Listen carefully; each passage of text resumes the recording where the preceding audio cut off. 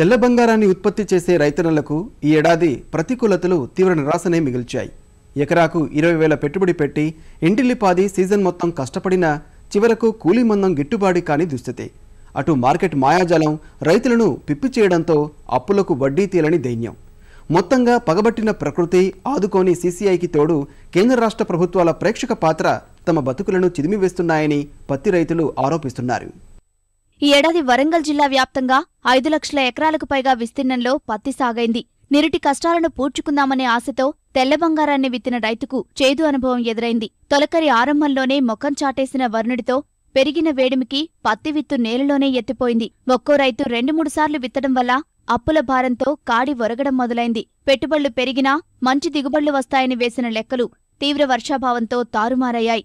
బావుల కింద సాగైన పంట బాగున్నా అసాధారణ వాతావరణ పరిస్థితులతో పుట్టుకొచ్చిన చీడపీడలు చేలను పీల్చి పిప్పి చేశాయి. సాధారణంగా ఎకరానికి 15 నుంచి 18 క్వింటాళ్ల దిగుబడి రావాల్సిన పత్తి చేలో వచ్చింది 4 నుంచి 6 క్వింటాళ్లే. దానికి నిర్ణీత మద్దతు ధర 4,050 రూపాయలను సీసీఐ మెలికల్లో మడత పెట్టడంతో తమకు కష్టాలే మిగిలాయని రైతులు వాపోతున్నారు.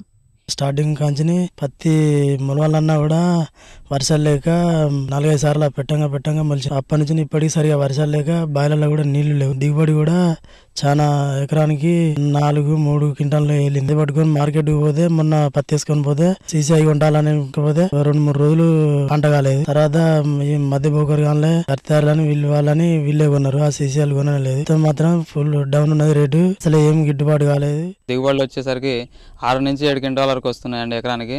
ఇప్పుడున్న పరిస్థితుల్లో 4,000 రూపాయలు 4,050 రూపాయలు సీసీఐ ధర కల్పించడం వలన రైతు ఇంకా నష్టపోతున్నాడే తప్ప ఏమాత్రం మిగులుబాటు అనేది లేదండి. ఇదే విధంగా రేటు కొనసాగితే రానున్న కాలంలో పత్తి అసలు వ్యవసాయం చేసే రైతే ఉండడండి. దాదాపుగా ముందు దుక్కి దున్నటానికి ఒక 2 నుంచి 3,000 వరకు ఖర్చు వస్తుంది. మరి పత్తి గింజలు నాటడానికి ఎకరానికి 3 ప్యాకెట్లు పత్తి గింజలు పడుతున్నాయి. వర్షాలు సరిగా లేక ముందు నాటినవి మొలవక అదనంగా ఖర్చు పెరుగుతుంది. ఇంకో ప్యాకెట్ ఎక్కువ పట్టడం వల్ల వర్షాధారంగా ఉండటంతో ఏదైనా నీళ్లు పెట్టుకుందామన్నా కానీ వాటికి కరెంటు సరిగా లేక ఇబ్బంది అవుతుంది. దాంతో చేసి కూడా లాస్ అవుతున్నాం కదా, ఎందుకు ఏ కౌలుకి ఇచ్చినా కానీ ఉత్త కూర్చోవచ్చు అని చూస్తున్నాం. కానీ అట్లా ఇచ్చినా చేయడానికి వాళ్ళైనా నష్టపోతున్నారు. కాబట్టి మద్దతు ధర కల్పించి ఏదైనా 6,000 దాకా కనుక ఉన్నట్టయితే వ్యవసాయం చేసినా కానీ కొంత గిట్టుబాటు అవుతుంది. రైతు బతకడానికైనా అవకాశం కలుగుతుంది. కేంద్ర ప్రభుత్వం కానీ రాష్ట్ర ప్రభుత్వం కానీ మద్దతు ధరలు పెంచి కొంచెం రైతును ఆదుకునే పరిస్థితి కనుక కల్పించగలిగితే వ్యవసాయం చేయగలుగుతాం. లేకపోతే వ్యవసాయం చేసే పరిస్థితి అయితే లేదండి.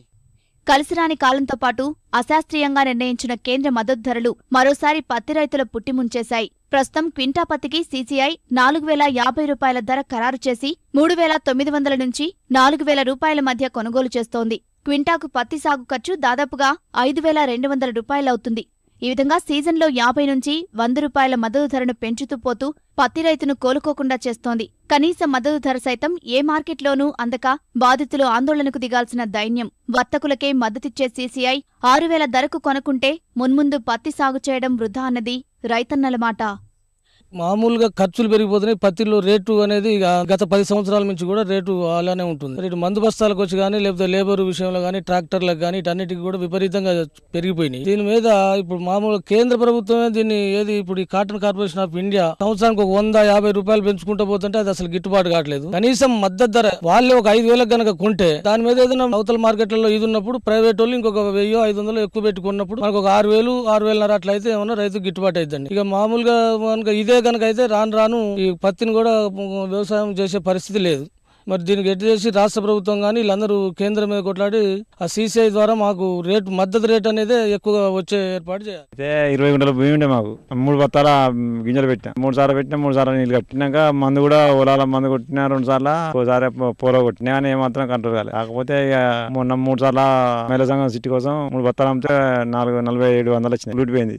ఏరుగుళ్ళు మేము మలకకు 1,000 3 సార్లు 3,000 అయినాయి. పత్తి లాభం లేదు. ఇంటికాడ టమాటా తోట పెట్టినా అది కూడా పోయింది సార్. వానకాలం పోతే మళ్ళీ పెట్టి దానికి నీళ్ళు లేవు. వచ్చే సంవత్సరం పత్తి పెట్ట సార్. అసలు మరోవైపు 12 నుంచి 15% పెరిగిన ఎరువులు పురుగుమందుల ధరలు రైతాంగంపై మరింత భారం మోపాయి. వర్షాభావానికి తోడు నకిలీ విత్తనాలు దిగుబడులను దెబ్బతీశాయి. ఫలితంగా 18,000 ఎకరా పెట్టుబడి 25,000 రూపాయలకు చేరింది.